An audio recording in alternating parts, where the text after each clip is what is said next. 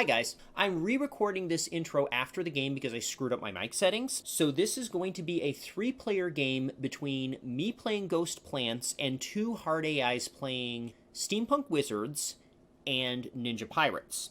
I expected this to be quite a bit harder than the 2-player game because of 2 changes that happen when you go from 2 players to more than 2 players that favor face-first power drop tactic without much thought for what can my opponent do on their turn. First, tactics become less important relative to power drop at any given base because with 3 players you have twice as many power totals you can hit to increase your VP score, tying or beating both opponents rather than just one of them, and you have less ability to time your power drops correctly because you have 1/3 fewer turns relative to the overall pace of the game. Secondly, base selection can get a little bit screwy because while there are still objectively better and objectively worse bases at which to play, in a 3 or 4 player game, if I open at an objectively better base, but both AIs agree on an objectively worse base, they're headed for a better value in terms of victory points relative to minion power than I am, even though I picked the better base, because you get better value when you're playing with more other players at the same base to split up the breakpoint.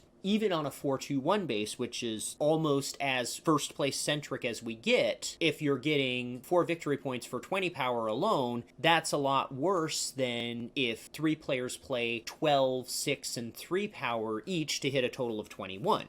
In the first case, it's 5 power for a victory point. In the second case, it's 3. In the actual game, I ended up playing last out of the 3 players, which meant that I didn't have to try to predict where the AIs would play because they were already committing to playing somewhere and I had to play off the back foot the entire game. On top of that, besides the bug I expected to encounter with Sprout searching for Water Lily at the start of the turn and not drawing a card, I also encountered a second bug which stopped me from just winning the game right there at one point with a base break, and instead I had to wait to see my opponent's response. I didn't end up doing much game analysis, partially because I was stuck in a bunch of stupid situations where I had only moves and there wasn't a lot of choice to make, and there I just find the only move and hope that I draw the right cards to get back in the game and eventually win it. But also once the bug happened, in my head I was trying to track what the game state would be if the bug hadn't occurred, just in case I found myself in a situation where I was going to say, at this point I would have won the game if not for the bug. Alright, now that I spent a million takes on my intro, it's time to actually play the game in question, and I already had to take one extra take on here because I accidentally set this to be a 4-player game instead of 3 players. This looks right. Alright. Markbot is going to take Wizard Steampunks. Micbot gets the Ninja Pirates. Where are they?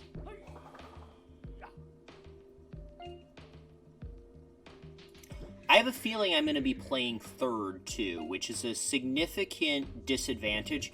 First to second isn't a huge deal, and it's even less of a deal in a 4-player game than it is in 3, but second to third is a significant disadvantage. Okay, Pirates are the other faction he gets, and then Steampunk. So I could very well in this game end up demonstrating how it's kind of hard to carry with better play in a 3-player game. Wait. Lovely.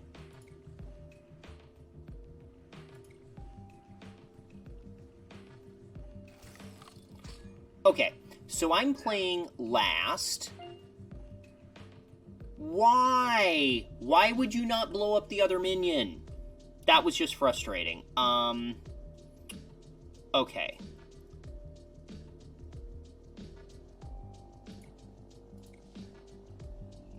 This is probably the only time I'm going to get good use out of this card. There was no question about where I was playing.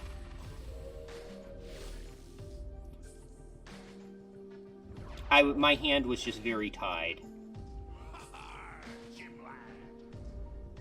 That was interesting.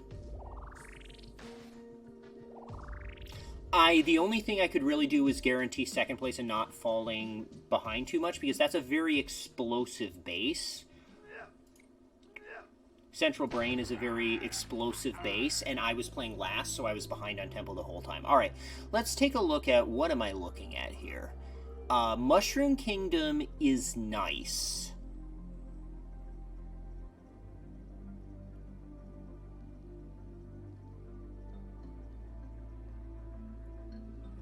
I like the idea of playing Deep Roots. I do not think I want to blow anything up right now.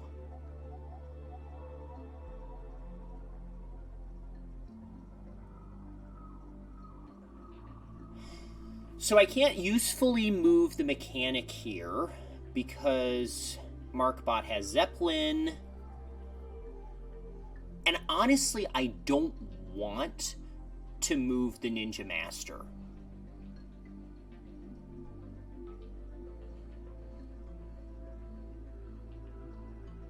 This is just irritating. This is just absolutely irritating, and this is a game where I may be getting punched out due to playing last to the point where I fall behind too much to do much of anything. I have to choose between playing Spirit or Water Lily, and I think in order to get back in the game, I'm going to have to somehow get Water Lily draw. And I don't have the Sprout Water Lily interaction working properly. Alright, well, the first mate would stay in play. So I'm going to slow down this base a little bit.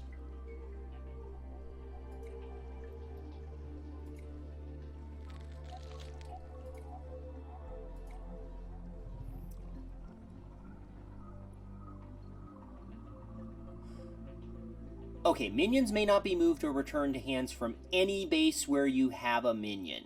This is good, and if I'd remembered that I had it, I could have used it to isolate the mechanic here, but I don't think I want to do that. I think I just want to play this here. The idea being this way, the Water Lily will guarantee me 1 point if they go and break Mushroom Kingdom.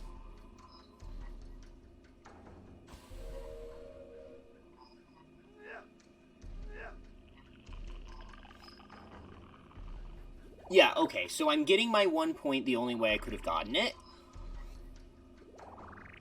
And I don't know if Markbot would have been...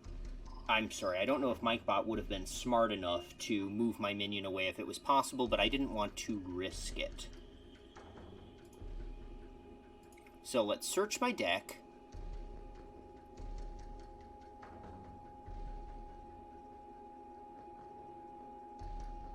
I am going to go aggressive here and play a Haunting.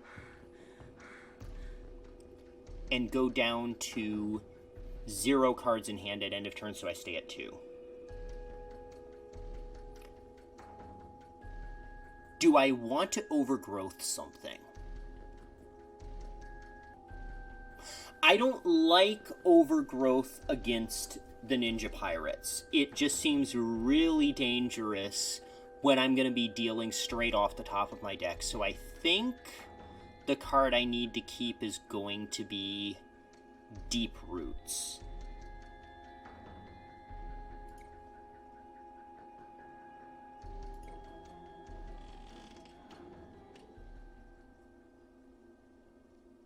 Now, I've got to remember, I can't click Spirit to use Spirit's ability, or I'm going to have to restart this part of the video, because I get screwed in a way that couldn't happen in a physical game. Because in a physical game, I would actually be stating what I was doing. But here, I have to click on the thing that I want to destroy. And these 2 cards... I would rather be clicking on them both before clicking discard. But now I can play this. And I'm sitting at 9-2.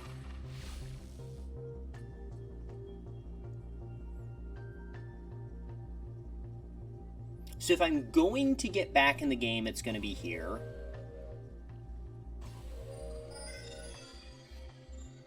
Okay. All things being equal, this is kind of okay. given my bad start, I'm probably going to grab at least a second place out of this game, I think. How many cards? He has 5 in his hand. He might actually be holding on to another one.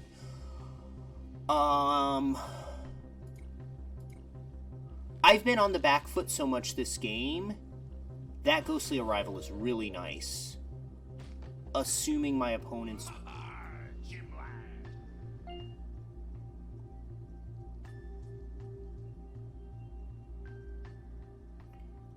Ghostly Arrival. Okay, I don't have the Titan. If I had the Titan, Ghostly Arrival, Weed Eater, Ghost would be the automatic play. But I think here, since I don't have anything that's better with a smaller hand, so I probably want Sprout.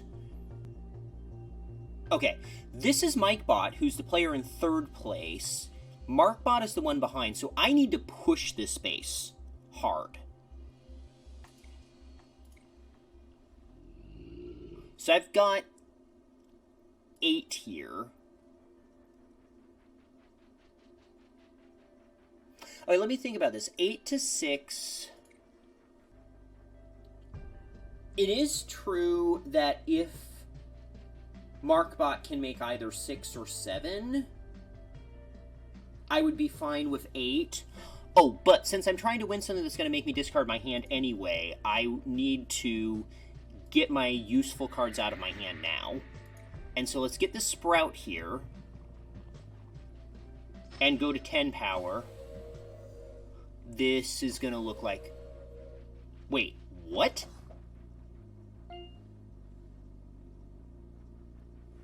That was interesting. Alright, so I need to...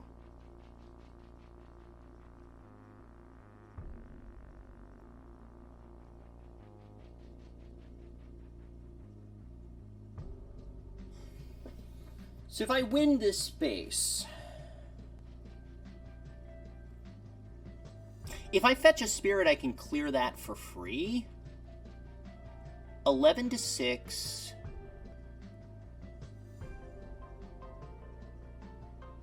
I really want to get rid of that Steam Man. It's scaring me. It's scaring me that the Steam Man is going to end the game.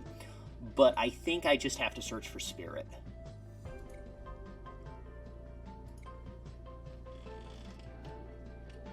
I could go for a power drop searching for Haunting instead, but I want to retain the option to search for Haunting later on. Now I'm at 17. I don't want MarkBot scoring off this base. So I have the choice between using Door to the Beyond, and given that there are 3 cards between my 2 opposing decks that can destroy an action, I think I want to just Door to the Beyond this base, and then I want to play a Sprout here for safety.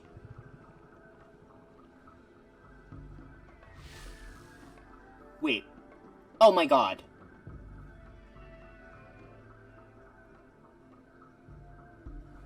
Okay, hang on. I've got to calculate what just happened. I drew 2 cards at end of turn. Hold up.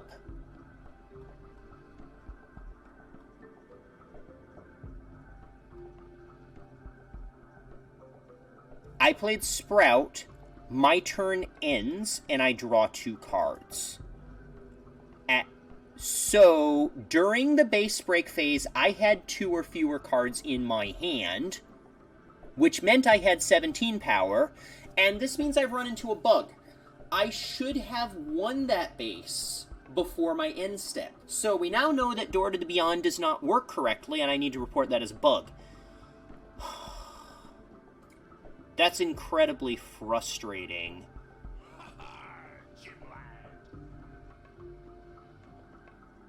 And I should have been, I should have had access to this shady deal, too. Because I would have drawn it after discarding my hand and drawing 5 turns. And drawing 5 cards. So that was a major screw-over from the rules that I just got hit with.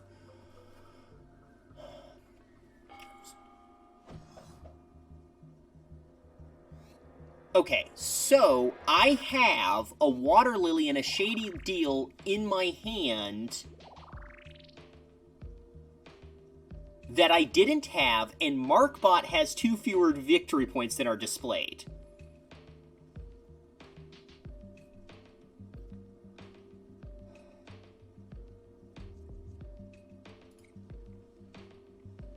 So Markbot really has 11 points, and I have those 2 specific cards in hand that I don't actually have in hand. Let's just remind ourselves. All right. So if I play this plus this plus this, I can go down to 1 card in hand. I think I'm gonna be fine anyway. That just made me annoyed.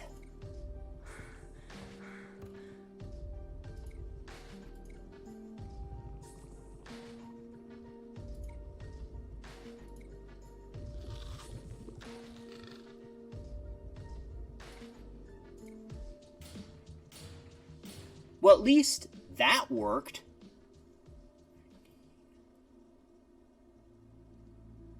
So 13. So since I'm going to go to 15, and it's going to be sitting at 21 power, I am going to need to discard a card out of my hand, which... Okay. It was saying choose a card to play rather than choose a card to discard, which made me a little bit concerned. Okay, so just search my deck.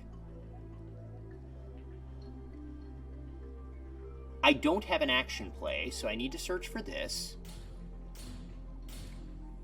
And discard this card. And now it's just a question of... Okay. That was actually a very much the correct...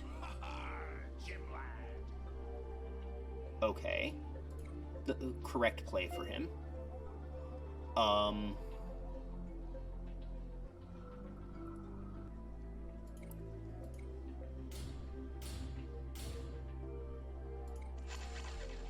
Okay, well, I won this game anyway, and I think the next thing for me to do is make a bug report in Discord.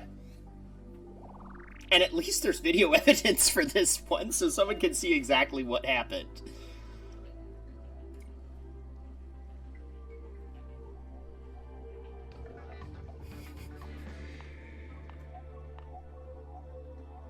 And remember, Markbot has 13, not 15.